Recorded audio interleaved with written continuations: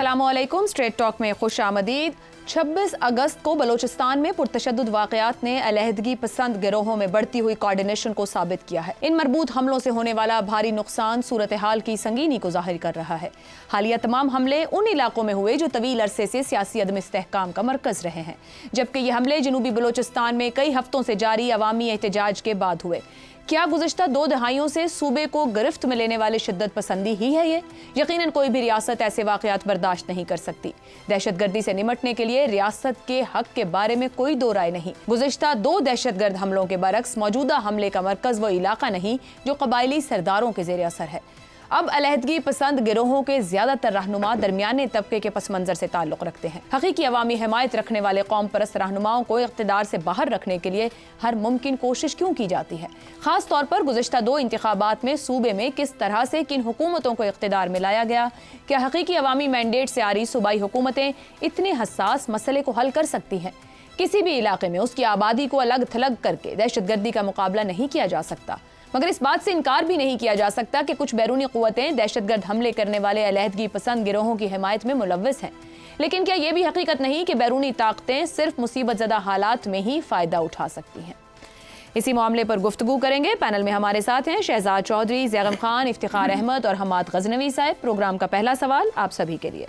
बलोचिस्तान बढ़ती हुई मरबूत और मुनज़्ज़म दहशतगर्दी, तारीख़ी, जोग्राफियाई, सियासी, नस्ली, लिसानी और माशी मसाइल का पस मंज़र, क्या बलोचिस्तान के दहशतगर्द वाकई एक SHO की मार हैं?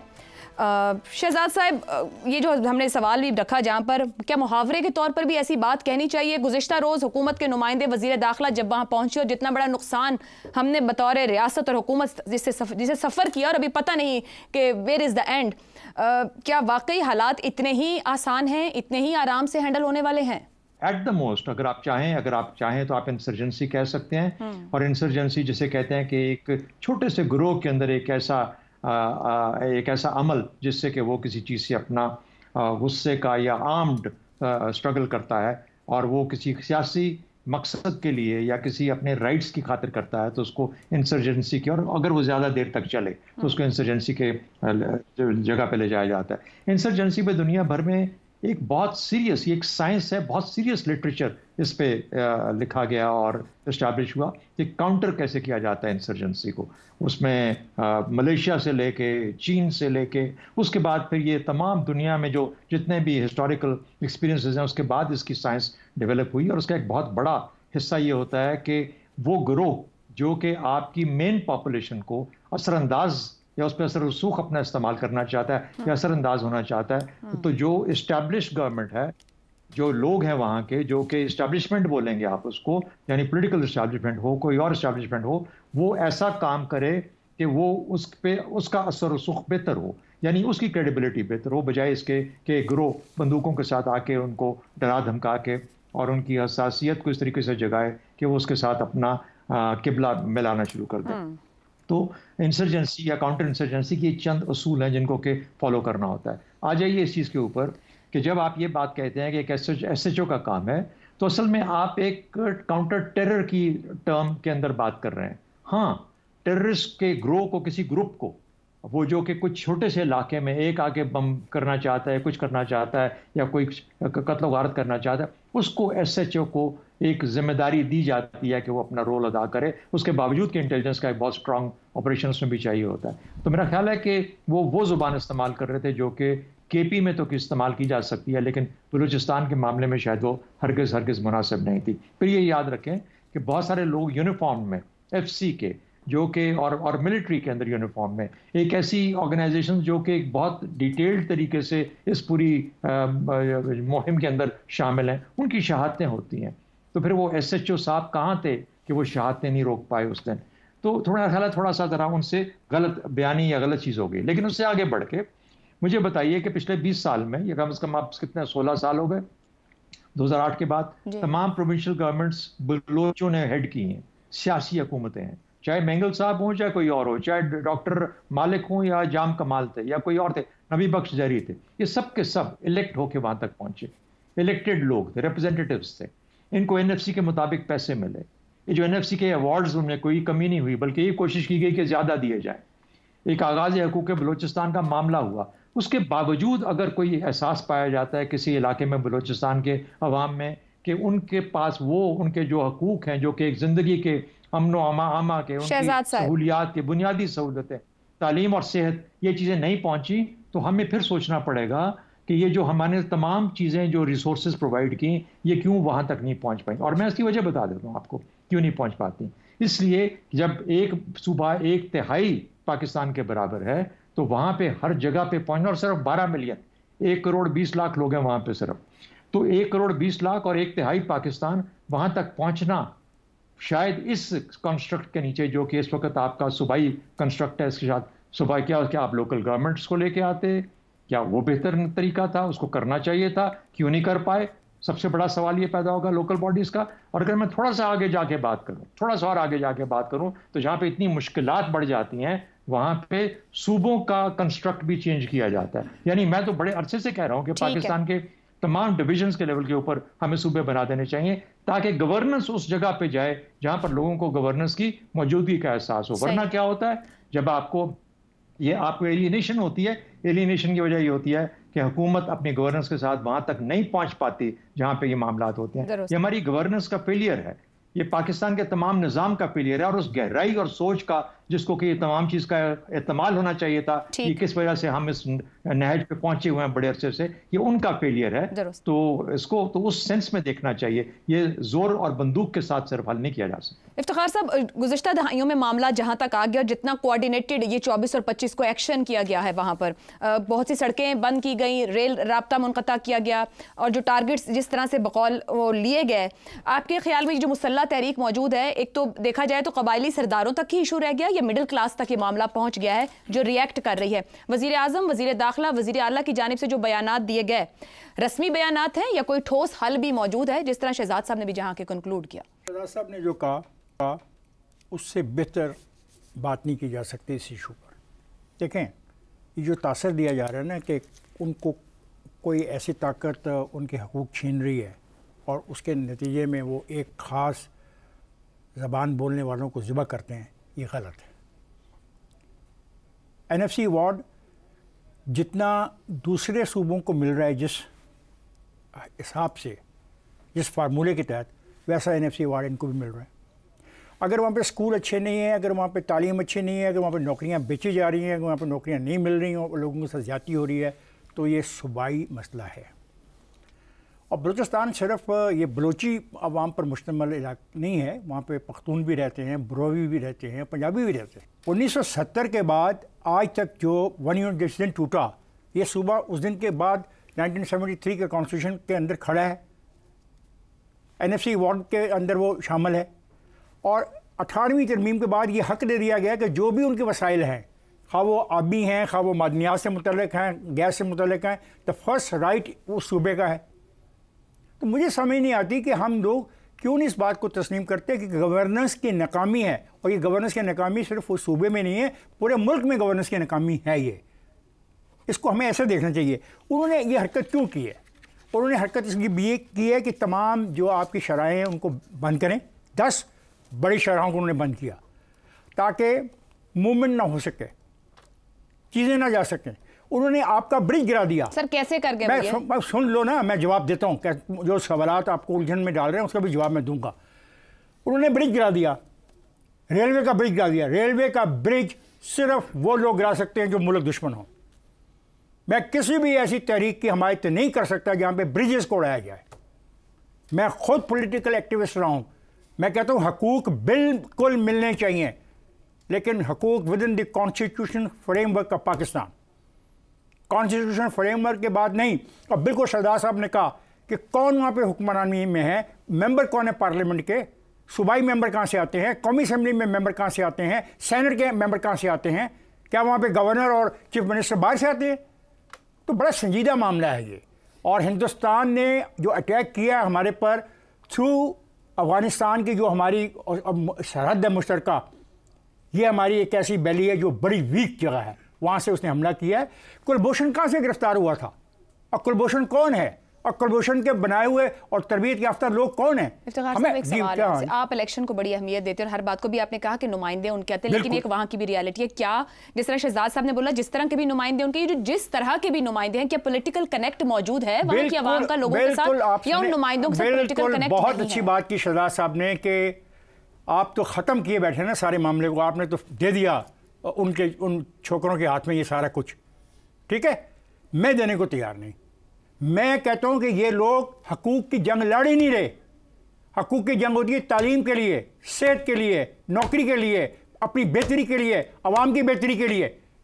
اس میں کون سا مطالبہ ایسا ہے؟ اور یہ بات دیکھیں پوری دنیا نے اس کو کنڈیم کیا ہے. اقوام متحدہ نے کنڈیم کیا ہے، یورپی یونین نے کنڈیم کیا ہے، چین نے کنڈیم کیا ہے، ایران نے کنڈیم کیا ہے، امریکہ نے کنڈیم کیا ان کو. تو انہوں نے بلا وجہ تو کنڈیم نہیں کر لیا نا. دیکھیں اس قسم کی جو تحریکیں اگر ہم ان کو سپورٹ کرتے رہے تو پھر یہ تحریکیں تو ہر تحصیل میں امرج کر سکتی ہیں. کوئی سپورٹ نہیں، مگر یہ تحریک کی اسٹرینتھ کیوں ہے؟ مطلب کیوں نہیں ریاست ہینڈل کر پا رہی نا اس معاملے؟ آپ کا یہ سوال آپ نے کیا اور آپ کو میں نے جواب دے دیا کہ یہ جاسوسی اداروں کی ناکامی ہے. آپ نے یہ سوال کل تک جو بات ہمارے حکمران کہتے تھے چند سرداروں کی بات ہے، اب یہ مڈل کلاس کے اندر یونیورسٹی اسٹوڈنٹ ہے، خاتون ہے جس نے حملہ کیا یونیورسٹی کی کہانی اگر میں بتاؤں تو پھر لمبی پروگرام ہو جائے گا. نہیں ایک سیکنڈ، پھر نے خاتون کی بات کر دی نا. سنیں، وہ خاتون کا سارا خاندان سیاسی ہے. ہز فادر، ہز چاچا، ایوری ہیز بین پارٹیسپیٹنگ. سیاسی راستہ لیتے ہوئے اس راستے میں کیوں آئے نا؟ پھر نہیں، آپ نے تو سوال ایسے کر دیا کہ شاید کوئی مڈل کلاس کی ان کا تو خاندان ہے نہیں، ہوا کیا، یہ ہماری بچی نے کیا کیا، اور وہ they have been a part and parcel of that system. ٹھیک ہے، جیسا بھی سسٹم ہے، برا ہے، اچھا نہیں ہے، اس سسٹم کا وہ حصہ رہے ہیں. ٹھیک ہے. زیغم صاحب، وزیر اعظم صاحب نے فرمایا آئین اور جھنڈے کو تسلیم کرنے والوں سے ہی بات ہوگی. بلوچستان میں ہونے والے انتخابات، حقیقی مینڈیٹ سے محروم حکومتیں، اشاروں پر بنی جماعتیں، باپ ہمارے سامنے رہی. ملٹری آپریشنز 2018 کے ہائیبرڈ نظام کی پہلی تجربہ گاہ بلوچستان تھا. جبری گمشدگیوں کی شکایات اور وسائل کی لوٹ مار، یہ وہاں کے لوگوں کے شکوے ہیں. کیا بلوچستان میں آئین فعال انداز میں کام کر رہا ہے؟ جو شہباز شریف صاحب نے کہا کہ آئین اور جھنڈے کو تسلیم کرنے والوں سے بات ہوگی، تو وہاں تو کیا آئین ڈیلیور کر رہا ہے؟ جی، آئین بلوچستان میں ڈیلیور نہیں کر رہا. آپ ان کو آئین دیں اور ان سے مطالبہ کریں کہ اس آئین کو مانو، اور آئین کو سب کو ماننا پڑے گا. علیحدگی پسندی کے ساتھ یہ چیز ایکسیپٹیبل نہیں ہے.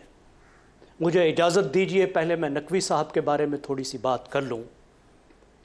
ہمیں تو بتایا گیا تھا کہ نقوی صاحب بہت بڑے جینیس ہیں، اڑتی چڑیا کے پر گن لیتے ہیں، اور یہاں پہ صورتحال یہ ہے کہ وہ مرتے لوگوں کی لاشیں تک نہیں گن سکتے. درجنوں معصوم لوگ ایک دن میں مارے گئے، ہمارے جوان مارے گئے. 8 ضلعوں میں پورا دن پوری رات دہشت گرد دندناتے رہے. 2006 سے لے کر اب تک کی خطرناک ترین صورتحال ہے. بے شک. اور وہ فرماتے ہیں، وزیر داخلہ ہیں، پورٹ فولیو بھی ان کا ذہن میں رکھیے، کہ یہ ایک ایس ایچ او کی مار ہے. اگر یہ ایس ایچ او کی مار ہیں تو پھر تو سارا مدعا ان پر آتا ہے کہ وہ کیوں اس مسئلے کو حل نہیں کر سکے. انہیں ریزائن دینا چاہیے. اس کے ساتھ صوبائی وزیر داخلہ کو ریزائن دینا چاہیے، صوبائی وزیر اعلیٰ کو ریزائن دینا چاہیے، اور بلوچستان کے آئی جی پولیس کو ریزائن دینا چاہیے. اس کا اور کیا مطلب بنتا ہے کہ ایک ایس ایچ او کا معاملہ ہے تو پھر یہ لوگ کر کیا رہے ہیں؟ دیکھیے، ہم اس جنگ کو لڑیں گے اور اس جنگ کو جیتیں گے. کوئی اور آپشن نہیں ہے پاکستان کے پاس. لیکن یہ جنگ ہر جنگ کی طرح آنکھیں کھول کے لڑی جائے گی. آنکھیں بند کر کے خود کو دھوکے سے دینے سے نہیں لڑی جائے گی. محسن نقوی صاحب کی جو پولیس ہے، اس کا جو ایس ایچ او ہے، وہ ڈاکوؤں سے بھی نہیں لڑ سکتا. 10 12 ہمارے پولیس کے جوانوں کو ڈاکو ایک حملے میں مار دیتے ہیں. یہ ایک نئی ویو ہے جس کے اندرونی پہلو بھی ہے اور جس کا بیرونی پہلو بھی ہے. اور خطرناک بات یہ ہے کہ ایک پراکسی ٹیررزم کی شکل لے چکی ہے. ٹی ٹی پی کے ساتھ یہ جڑ چکی ہے. جدید ترین اسلحہ اس کے پاس آ چکا ہے. تو ایک سائیڈ وہ ہے کہ جو ہم نے ان لوگوں کا صفایا کرنا ہے جنہیں بندوق کے علاوہ کوئی زبان نہیں آتی، جنہوں نے اپنے لیے موت کا انتخاب خود کیا ہے. ان کی جگہ قبرستان ہے اور انہیں قبرستان بھیجا جائے گا. لیکن اس سے بڑا چیلنج، یہ آسان چیلنج ہے، بڑا چیلنج یہ ہے کہ ہم یہ سپلائی جو ان کی ہے، نوجوانوں کی جو سپلائی ان کو دستیاب ہے، اس کو بند کیا جائے، بلوچستان کے عوام سے ان کو الگ کیا جائے، بلوچستان کے عوام پہ جو ان کا نیریٹو کا بڑھتا ہوا اثر ہے اس کو ختم کیا جائے۔ جو آپ نے باتیں بتائیں تھوڑی ہی صحیح، لیکن مڈل کلاس کے پڑھے لکھے لوگ ان کے دھوکے میں کیوں آ رہے ہیں، ان کے چکر میں کیوں آ رہے ہیں، اتنی بڑی ناکامی ہمیں کیوں دیکھنی پڑ رہی ہے؟ دیکھیے، بلوچ پاکستان کا موسٹ انٹیگریٹڈ ایتھنک گروپ ہے، بالکل الگ تھلگ نہیں ہے باقی پاکستان سے۔ کیا آپ کو معلوم ہے کہ اس وقت بھی جو صدر پاکستان ہیں وہ بلوچ ہیں؟ میں ایران میں تھا، زہدان میں میں نے پوچھا، میں نے ایک بلوچ سے پوچھا تمہارا گورنر کون ہے، بلوچ ہے؟ اس نے کہا نہیں۔ میں نے کہا مجھے بتاؤ تمہاری یادداشت میں کتنے بلوچ گورنر ہیں؟ اس نے کہا کہ یہاں تو کوئی ضلع کا سربراہ بھی بلوچ نہیں ہوتا، تم صوبے کے سربراہ کی بات کر رہے ہو۔ ٹھیک ہو گیا۔ زیدان یونیورسٹی کے اسٹوڈنٹ سے میری بات ہوئی، میں نے کہا کتنے یونیورسٹی میں بلوچ ہیں؟ سر کھجاتے رہے، سوچتے رہے، بلوچ اسٹوڈنٹ یاد نہیں آیا زیدان یونیورسٹی کا۔ ٹھیک۔ میں نے کہا یار ایسا کیوں ہے؟ اس نے کہا یار سکول کی تعلیم ہوگی تو یونیورسٹی تک پہنچیں گے نا۔ تو حل یہ ہے کہ ہم جو سیاسی مسئلہ ہے، جو سیاسی پہلو ہے، اس کا سیاسی حل کریں، ٹھیک، نوجوانوں کو واپس انٹیگریٹ کریں۔ بڑی اچھی آخری میں آپ کو بات جو ہے، شہزاد صاحب نے ہمیں ایک فگر بتائی کہ 1,20,00,000 لوگ، 1,20,00,000 لوگ کتنے بنتے ہیں؟ 12 لاکھ خاندان۔ ہم 12 لاکھ خاندانوں کو خوشحالی نہیں دے سکے ان کے اپنے وسائل استعمال کرتے ہوئے، درست بیگم صاحب، ہم ان کے دکھوں کا مداوع نہیں کر سکے، انہیں اپنے ساتھ نہیں جوڑ سکے۔ یہ سب کچھ کرنا ہوگا، تب ہم آگے بڑھیں گے۔ ٹھیک ہے حماد صاحب، سیاسی پہلو ہے اور سیاسی حل تلاش کرنے کی ضرورت ہے۔ قومی دھارے کا حصہ بننے والے جو سیاست دانوں اور نمائندگی کی بات ہوئی آغاز میں، وہ کیا ان انتہا پسندوں کے آگے بے بس ہوتے جا رہے ہیں؟ اگر ہو رہے ہیں تو کیوں ہو رہے ہیں؟ ان کا نیریٹو کیوں آگے آ رہا ہے؟ مڈل کلاس کیوں حصہ بن رہی اس انتہا پسندی کا؟ یہ ٹھیک ہے، آپ نے جو سوال کیا ہے اس میں بنیادی بات ایک ہے۔ پہلی بات تو یہ ہوئی کہ ہمیں اقرار کرنا ہوگا کہ ہم نے آج تک جتنی پالیسی بلوچستان پر بنائی وہ کامیاب نہیں ہو سکی ہے، اور یہ پالیسی جو ہے یہ 77 سال کی پالیسی کی بات ہو رہی ہے۔ وہاں پر ہم 5 تو اعلانیہ آپریشنز کر چکے ہیں، اور اس کے بعد بھی وہاں پر کسی نہ کسی شکل میں آپریشن چلتا ہی رہتا ہے۔ اور یہ جن آپریشنز کا میں ذکر کر رہا ہوں، ان میں سے 2 میں تو ہم نے ایئر فورس بھی استعمال کی تھی۔ اور ویسے اس کا مطلب کیا ہوتا ہے؟ اس کا مطلب ہوتا ہے کولیٹرل ڈیمیج۔ اس کا مطلب ہوتا ہے کہ اگر آپ کا ایک ٹارگٹ ہو تو کئی دفعہ آپ کو پورا گاؤں بھی ملیا میٹ کر دینا پڑتا ہے۔ یہ جو ہم بات کر رہے ہیں نا کہ یہ لڑکے کہاں سے آ گئے، اور اب تو عورتیں بھی آ گئیں اور اتنے بڑے جلوس آ گئے، یہ بات سمجھیے کہ یہ دوسرے دہشت گردوں کے ساتھ ان کو ملائیے مت، یہ مکس مت کیجئے۔ یہ جو دہشت گرد ہیں جن کے خلاف ہمیں آخری حد تک جانا ہے اور پاک کرنا ہے اس چیز سے، وہ ایک سیپریٹ چیز ہے۔ لیکن ان لوگوں کے مسائل کو سمجھنے کی ایک دوبارہ ہمیں کوشش کرنا چاہیے اور سنجیدہ کوشش کرنا چاہیے۔ دیکھیے، ہماری کوتاہیوں کی جو فہرست ہے وہ میں نہیں گنوانا چاہتا، لیکن اتنا ہم جانتے ہیں کہ اس مسئلے کے حل کرنے کے لیے کوئی نئی بات ہی کرنا پڑے گی نا۔ جو ہم نے آج تک طریقے آزمائے وہ تو ناکام ہو گئے ہمارے۔ تو ہمیں کیا کرنا چاہیے؟ ہم نے وہاں پر کیا چیز ہے جو آج تک وہاں پر ہم نے استعمال نہیں کی، اختیار نہیں کی؟ کیا ہمیں وقت آ گیا ہے کہ آئین کے مطابق اس صوبے کو چلانا چاہیے؟ ہم بار بار کہہ رہے ہیں ہم نے وہاں پہ الیکشن کرائے، کیا ہم نہیں جانتے کہ وہاں کس طرح کے الیکشن ہوتے ہیں؟ ہم نے تو 100 کہانیاں وہاں سن رکھی ہیں اور آن گراؤنڈ دیکھ رکھا ہے کہ وہاں پہ الیکشن کی کیا شکل ہے۔ دیکھیے، ہمیں مزید خود کو دھوکہ نہیں دینا چاہیے۔ ہم ریاست کی پالیسی کو ہی فردر کرنا چاہتے ہیں، but at the same time we need to diagnose it right.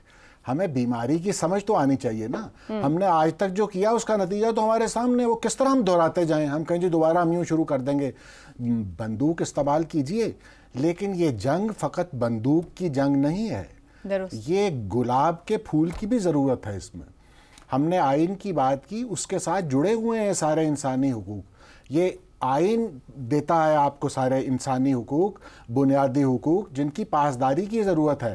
میں مسنگ پرسنز اور جبری اغوا ان ساری تفصیلات میں نہیں جانا چاہتا، لیکن ہمیں بہرحال وہاں آئین اور اس کے تحت وجود میں آنے والی ایک ریپرزینٹیٹیو گورنمنٹ، وسائل کی منصفانہ تقسیم، ہمیں یہ باتیں کرنا چاہیے اور ہمیں لاؤڈلی کرنا چاہیے. یہ دیکھیے اب یہ پھر پنجابیوں کی لاشیں آ گئیں یہاں پر، گھروں کے سہنوں مر جب لاش پڑی ہوتی ہے نا تو جذبات کی سطح کچھ اور ہوتی ہے، اس وقت بہکانے والے لوگ بھی آ جاتے ہیں. پنجابی شوونزم کو مسلسل ہوا دی جا رہی ہے، میں مسلسل دیکھ رہا ہوں سوشل میڈیا پر بھی اور ادھر ادھر. یہ وقت نہیں ہے، یہ نفرت انگیز بیانیہ جو ہے اس سے خبردار رہنے کی ضرورت ہے. ہم نے یہ پہلے دیکھ رکھا ہے نا، وہ آپریشن سرچ لائٹ ہوا تھا نا 25 مارچ کو 70 میں، تو یہ مغربی پاکستان آپ کا کہتا تھا کہ بالکل ٹھیک ہے اڑا کے رکھ دو ان لوگوں کو. وہ ہم اکثریت کو غدار قرار دے رہے تھے اس وقت، ہم نے اکثریت کو انڈین ایجنٹ قرار دے دیا تھا. یہ غلط طریقہ، یہ نفرت انگیز بیانیے کے نتائج ہوتے ہیں. یہاں پر یہ ایسا نہیں ہونا چاہیے. ٹھیک. نقوی صاحب کے بارے میں اگر دو فکرے میں بول لوں، بہت ہی ارسپانسبل بات انہوں نے کی ہے، ہائیلی ارسپانسبل اسٹیٹمنٹ. وہ شاید یہ اظہار کرنا چاہ رہے تھے کہ اسٹیٹ کے پاس بڑی پاور ہے اور اسٹیٹ کچھ بھی کر سکتی ہے، لیکن یہ کیا بات ہے؟ آپ کہہ رہے ہیں ایس ایچ او کی مار ہے. انہوں نے کہا محاورتاً بھی کیا کہنا چاہیے ایسا؟ نہیں، یہ دیکھیے آپ نے ابھی کل اپنی جانیں گنوائی ہیں، شہید گنوائے ہیں. آپ 77 سال سے لوگ گنوا رہے ہیں وہاں پر، ہزاروں ہمارے جوان شہید ہو چکے ہیں، اور آپ پوری دنیا اس میں سپر پاور تک آ جاتی ہیں وہاں پر کھیل کھیلنے کے لیے، کبھی سی پیک کے نام پر، کبھی ایک لمبی فہرست ہے. یہ 48 سے شروع ہوا معاملہ، جب افغانستان ڈیورنڈ لائن کے بعد سے معاملہ شروع ہوا تھا. لہٰذا اس بات کو اس طرح کہنا میرا خیال ہے یہ بہت ہی غیر ذمہ دارانہ اسٹیٹمنٹ. ٹھیک ہو گیا جی. ایک بریک کی طرف کی رائے آپ کے سامنے ہے. بریک سے واپس آئیں گے تو بات کریں گے ہم یوٹیلیٹی سٹورز حکومت بند کرنا چاہتی ہے اور ملازمین اسلام آباد میں 3 دن سے احتجاج پر ہیں. اس بریک کے بعد پروگرام میں ایک بار پھر خوش آمدید. حکومت کی جانب سے یوٹیلیٹی سٹورز کی بندش کے اعلان کے بعد ملازمین نے اسلام آباد میں دھرنا دے رکھا ہے. تاہم حکومت کی جانب سے ان کے ساتھ مذاکرات بھی جاری ہیں. ملک بھر میں قائم یوٹیلیٹی سٹورز کے مجموعی اثاثہ جات کی مالیت 53 ارب روپے بتائی جاتی ہے. جمعے کو قائمہ کمیٹی سینٹ کے اجلاس میں حکومت کی جانب سے بتایا گیا تھا کہ وفاقی حکومت یوٹیلیٹی سٹورز بند کرنے پر غور کر رہی ہے اور ملازمین کو دوسرے اداروں میں ایڈجسٹ کیا جائے گا. اس حوالے سے بات کرتے ہوئے وفاقی سیکریٹری صنعت و پیداوار کا کہنا تھا کہ حکومت غیر ضروری کاروبار سے باہر نکلنا چاہتی ہے اور یہ کہ وفاقی حکومت اب ملک بھر کے غریبوں کو مہنگائی سے بچانے کے لیے براہ راست ریلیف دینا چاہتی ہے. یہ بھی تجویز ہے کہ بے نظیر انکم سپورٹ فنڈ کے ذریعے رقوم براہ راست مستحقین کے اکاؤنٹس میں منتقل کی جائیں. ملک بھر کے 64 ریجنز میں 4530 یوٹیلیٹی سٹورز قائم ہیں. سن 2021 میں جاری کی جانے والی رپورٹ کے مطابق یوٹیلیٹی سٹورز کارپوریشن کے 53 ارب روپے مالیت کے اثاثے ہیں. یوٹیلیٹی سٹورز کارپوریشن کی یونین کے سیکریٹری عارف شاہ کہتے ہیں کہ یوٹیلیٹی سٹورز کے مجموعی طور پر 12,000 سے زائد ملازمین ہیں. کارپوریشن حکومت کے بجٹ سے نہیں اپنی کمائی سے چلنے والا ادارہ ہے. اس ادارے نے گزشتہ برس 2 ارب روپے کا منافع کمایا. حکومت کا اس ادارے کو بند کرنے کا اعلان سمجھ سے باہر ہے. وفاقی وزیر صنعت و پیداوار رانا تنویر کہتے ہیں کہ حکومت یوٹیلیٹی سٹورز کی ری اسٹرکچرنگ کرنا چاہتی ہے. دوسری جانب یوٹیلیٹی سٹورز کی بندش کے خلاف درخواست کی سماعت کرتے ہوئے لاہور ہائی کورٹ نے وفاقی حکومت سمیت دیگر افراد کو نوٹسز جاری کر دیے گئے ہیں. کفایت شعاری کا دعویٰ کرتی حکومت جس کی اپنی نئی گاڑیوں اور رینوویشن کے لیے بجٹ جاری ہو سکتا ہے، وہ غریب عوام کو ریلیف دیتے ادارے کو آخر بند کرنا ہی کیوں چاہتی ہے؟ اسی سوال کا جواب جاننے کی کوشش کریں گے. سوال اس طرح سے: منافع بخش یوٹیلیٹی سٹورز کی بندش، ملازمین کا احتجاج، عام صارفین کے لیے بڑی سہولت کا خاتمہ، کیا حکومت کا فیصلہ درست ہے؟ زیغم صاحب، گزشتہ 3 سال سے یہ ادارہ منافع میں ہے، 19-20 کے آگے کے اگر ہم اس کے نمبرز دیکھیں، بند کرنا بہتر ہے؟ حکومت نہیں بوجھ اٹھا سکتی یا پھر عوام کے ساتھ زیادتی ہے؟ کیا درست فیصلہ کیا ہے؟ دیکھیے عائشہ، پہلی بات، یہ غریبوں کو ریلیف دینے کا ادارہ نہیں ہے. یہ حکمرانوں کے فوٹو کھنچوانے کا ادارہ ہے. اچھا.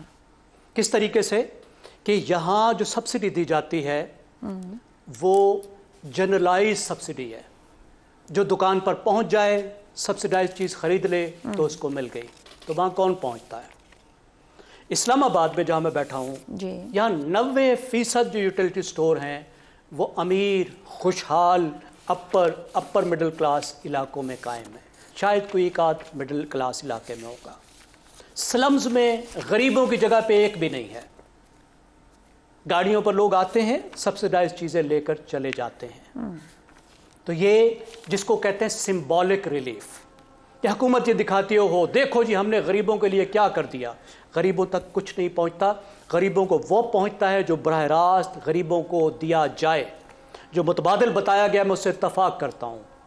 غریبوں کو براہ راست وہ رقم دیں، وہ مدد دیں جس سے انہوں نے جو راشن خریدنا ہے اس کو وہ خریدیں. یوٹیلٹی سٹور کوئی سروس نہیں کر رہے، یہ صرف 12,000 لوگوں کو نوکری دے رہے ہیں.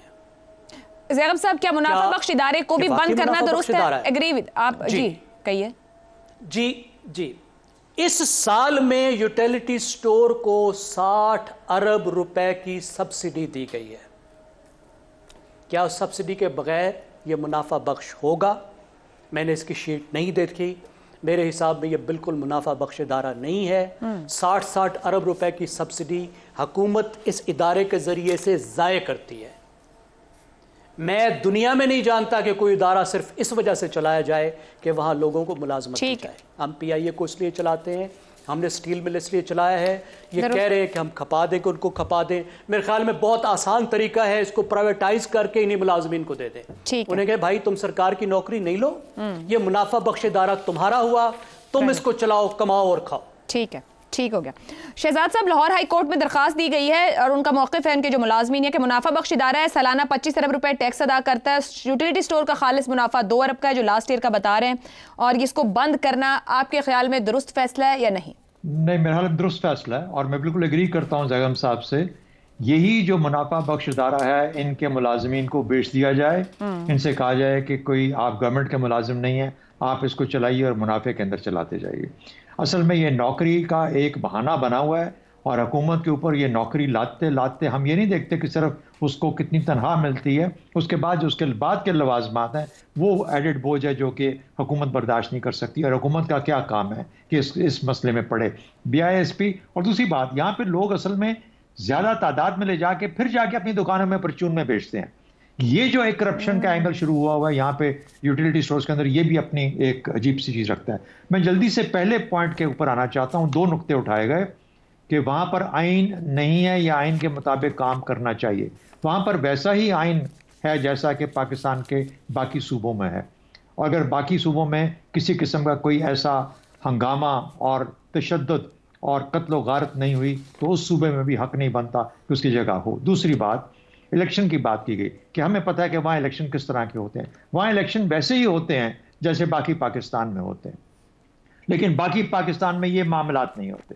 ہاں یہ بات ضرور ہے، جنوبی پنجاب ہو، اندرون سندھ ہو، یا فار دیٹ میٹر باقی علاقے جو کمزور اسی طریقے سے افیکٹڈ ہیں. لیکن وہاں پر اس قسم کے رویے، اس قسم کا تشدد، اس قسم کی اشتعال، اس قسم کی جو ایک جنون ہے اس کی کیفیت نہیں ہوتی. میرا خیال ہے کہ اس طرح کے رستے، اسکیپ روٹس دینے کی ضرورت نہیں ہے.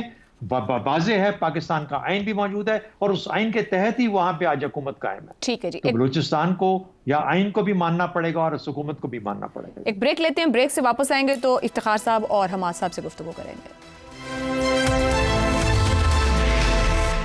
پروگرام کے آخری حصے میں خوش آمدید. حماد صاحب، اور بھی یہاں پر بہت سے ادارے جن بندش کو لے کے بات ہوتی رہی 3 دن سے ملازمین کا احتجاج جاری ہے. کیا واقعی یہ عوام کو ریلیف نہیں ہے؟ یوٹیلیٹی سٹورز کے ذریعے بند کرنا درست ہے؟ کیا واقعی منافع بخش ادارہ نہیں ہے؟ منافع بخش ادارہ تو نہیں ہے، میرا خیال یہ پہلے ہمیں کریکٹ کر لینا چاہیے. ان کے ریونیوز میں مسلسل پچھلے 3 سالوں میں اضافہ ہو رہا ہے، اس سے شاید ہمیں یہ اشتباہ ہوا کہ وہ پروفٹ میں نہیں ہے. اس طرح وہ 50-60 ارب کی جو سبسڈی ہے جیسے زیغم صاحب نے کہا وہ درست ہے بات، ورنہ تو اس کی کوئی توقع نہیں بنتی کہ اتنے ایک ادارہ اگر ان سب میں سے اب پیسے کما رہا ہو اور اس کو بند کرنے کی بات کی جائے، یہ تو ممکن نہیں ہے. اچھا جی، یہ سارے ہم 900 ارب تقریباً ہے، 1000 ارب کے قریب پہنچنے والا ہے جو ہم ان میں اسٹیٹ اونڈ انٹرپرائزز میں ڈالتے ہیں. تو ہم نے کیونکہ حکومت بیچاری کوئی بھی ادارہ ٹھیک طرح سے نہیں چلا پائی، اور جو ہماری بیماریاں ہیں جو ہر ادارے میں پائی جاتی ہیں وہ یہاں پر بھی پائی جاتی ہیں. یعنی اس میں بہت سی فراڈز ہوتے ہیں جن کی رپورٹس آتی ہیں اور جن پہ کیسز بھی چل رہے ہیں. وہ کس طرح وہاں سے سامان لے کے کہیں اور بیچ دیا جاتا ہے، اندر بنگلنگ کیسے ہوتی ہے، اور بہت سی باتیں. اچھا، اس میں ایک بات میرے دوست نے کہی، شاید انہیں اندازہ نہ ہو کہ وہاں پر سبسڈائز ریٹ پر ساری چیزیں نہیں بکتی ہیں. وہاں 2 کیٹیگریز ہیں. جو سبسیڈائز ریٹس پہ لینے کے لیے آپ کو ایک خاص طرح کی رجسٹریشن کا پروسیس ہے، وہ کتنا مشکل یا کتنا آسان ہے میں تو اس سے نہیں گزرا، کچھ نہیں کہہ سکتا، لیکن بہرحال یہ دو مختلف چیزیں ہیں. جیسے 137 بلین انہوں نے کہا کہ ہم نے بغیر سبسڈی کے بیچا اس سال، اور 151 بلین ہم نے بیچا سبسڈیز کے ساتھ، تو دونوں فگرز وہ ساتھ ساتھ دیتے ہیں یوٹیلیٹی سٹورز والے. یہ ایک سیاسی مسئلہ بن چکا ہے ہمارے یہاں پر. آپ دیکھ رہے ہیں کہ پیپلز پارٹی مسلسل کہہ رہی ہے کہ نہ پی آئی اے پرائیویٹائز ہوگی، نہ یوٹیلیٹی سٹورز پرائیویٹائز ہوں گے. یوٹیلیٹی سٹورز تو بنائے بھی بھٹو صاحب نے ہوئے ہیں. اچھا، اس طرح کی باتیں بھی ساتھ ساتھ جاری رہتی ہیں، لیکن بنیادی بات وہی ہے، اگر ہم اس ادارے کو ڈھنگ سے نہیں چلا سکتے اور یہ پیسے ضائع کرنے کا موجب بن رہا ہے تو ہمیں شاید آگے بڑھ جانا چاہیے. ٹھیک ہو گیا. افتخار صاحب، جیسے ابھی حادثے میں بات کی کہ اسٹیٹ اونڈ انٹرپرائزز کے اندر کتنے ہم 1000 ارب تک پہنچ رہے ہیں جو ہم سبسڈیز دیتے ہیں، اور اگر ہر ادارہ ہی ایسے چل رہا ہے کہ ہم ڈھنگ سے نہیں چلا پا رہے تو مطلب پھر آہستہ آہستہ کر کے ہم سب کچھ بند ہی کرتے چلے جائیں گے، چلے گا تو کچھ نہیں جو حالات ہیں. تو بالکل ایسا ہوگا. مگر ایک طرف ہم کہتے ہیں کہ جان چھڑاؤ، یہ جو خسارے میں چلنے والے ادارے ان کو چھوڑ دو، اور اگر ایک ادارہ کیا ابھی شروع تو اتنا ہم اس کو نہیں سر، ہم تو بات کریں کورٹ کے اندر معاملہ لے گئے. یہی تو عدالتوں نے تباہی کی ہے. یہ مسئلہ ہے بہت اقتصادی نوعیت کا اور خسارے کا اور دوسری چیزوں کو ختم کرنے کا. یہ تو آغاز کیا گیا ہے. ابھی پی ڈبلیو ڈی کو بند کر رہے ہی نہیں کر رہے، پورے محکمے کو ابالش کر رہے نہیں کر رہے. ایک طرف ہم کہتے ہیں کہ حکومت نااہل ہے، اس کے جو چاہنے والے ہیں ان کو نوکریاں دی ہوئی ہیں، یہ لوٹ مار کر رہے ہیں، اور دوسری طرف جب وہ شروع کرتے ہیں تو ہم کہتے ہیں جی عدالت. وہ تو بات باہر ہے. ابھی عوام سڑکوں 3 دن سے اسلام آباد میں احتجاج کر رہے ہیں. عوام کا بڑا اچھا جواب دیا. میرے تینوں دوستوں نے بڑا واضح اور کھل کے جواب دیا، اور میں تینوں دوستوں کی باتوں سے اتفاق کرتے ہوئے یہ مطالبہ کرتا ہوں کہ ان تمام اداروں کو بند کرنا ہوگا جن کی پچھلے سال کی جو رپورٹ ہے، آڈٹ رپورٹ، وہ خسارے میں جا رہے ہیں، تو ان کو ایسے سے بند کریں اور یہ جان چھڑائیں. اور یہ بڑی اچھی بات ہے کہ اگر 60 ارب روپے کی سرمایہ کاری سے 2 ارب روپے کا منافع کمایا جا رہا ہے تو مجھے بتائیں 60 ارب روپے کی سرمایہ کاری لائیں گے کہاں سے؟ سرکار دے رہی ہے نا، بالکل دے رہی ہے. اس کی بنا پر 2 ارب روپے کا وعدہ کریں. اسٹیل ملز جیسے بڑے بڑے پہاڑ ہمارے سر پہ ہیں، فیصلہ نہیں ہے. تو آپ جیسے لوگ انشاءاللہ چاہیں گے تو کچھ بھی نہیں ہوگا، کچھ بھی نہیں ہوگا.